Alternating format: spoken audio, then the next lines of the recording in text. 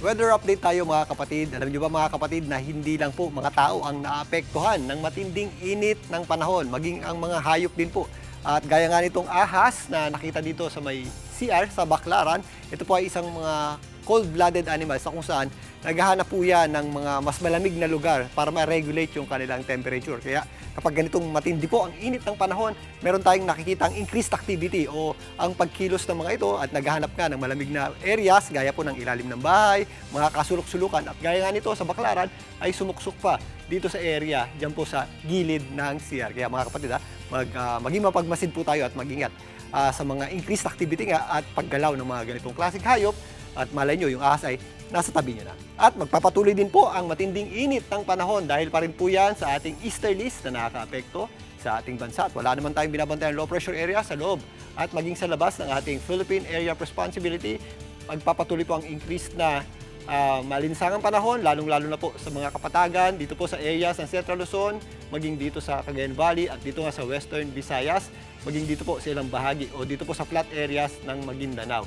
At sa ngayon nga, ito pong ating easterlies ay siya pong nakaka-apekto sa atin at sa malaking bahagi ng ating bansa. Umatras din po yung ating tinatawag na ridge ng high pressure area. Pero papunta pa lang po tayo sa peak ng init ng ating panahon dahil kadalasan nga huling bahagi ng Abril hanggang unang bahagi ng Mayo natin na itatala yung ating pinakamatataas na temperatura at pinakamatataas na heat index. Sa katunayan, ngayong araw na ito, nakapagtala po tayo ng hanggang 42 degrees Celsius na heat index dyan po sa area ng Cagayan, maging dito sa Occidental Mindoro. Ito po ay nasa danger level na. Kaya mga kapatid, mag-ingat po tayo sa mga possible na epekto nito, gaya po ng heat stroke, dehydration, at mas madali po tayong nahahapo o madaling pagkapagod. Mga extreme caution areas naman, yung ating naitala dito po sa mga areas ng Cagayan, Palawan, Eastern Samar, Zamboanga del Sur, Maguindanao na pumalo sa hanggang 41 degrees Celsius yung ating heat index. Sa Metro Manila, yung ating mataas na temperatura o highest temperature ay nasa 34 to 35 degrees Celsius at yung ating mga heat index na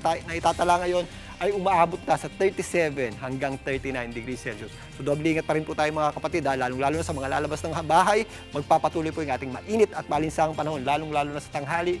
Pagsapit ng hapon, bahagya po tayo nagkakaroon ng maulap na panahon pero napakababa po ng ating tsansa ng pag-ulan at kapansin-pansin din po ang medyo malinsangang panahon kahit po sa gabi. At yan muna latest sa ating lagay ng panahon. Muli ako po ang inyong weather frontliner, Alvin Pura, na lagi may panahon para sa iyo. Mga kapatid, Julius Babaw po.